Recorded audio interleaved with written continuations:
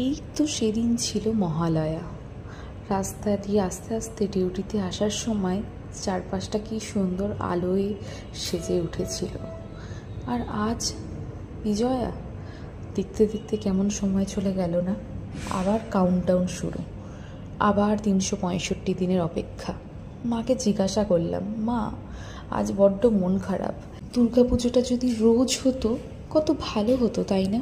মা উত্তরে বলে, ডিউটি তো রোজই যাস, রোববার একটা দিন ছুটি পাস।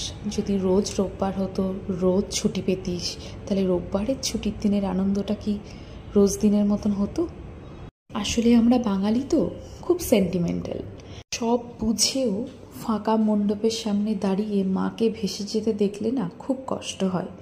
কষ্ট হওয়ার আরও অনেক কারণ আছে। বন্ধু বান্ধব রিলেটিভ আর এক জায়গায় হব না বলে, প্যান্ডেল হপিং এবারের মতন ক্লোজ বলে, কালকে থেকে আবার অফিস শুরু বলে, রাস্তার আলোগুলো আর জ্বলবে না বলে, কিন্তু মনে মনে আবার কাউন্টডাউন শুরু।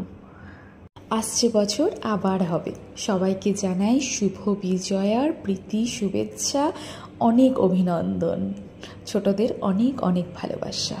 শুভ বিজয়া আবার।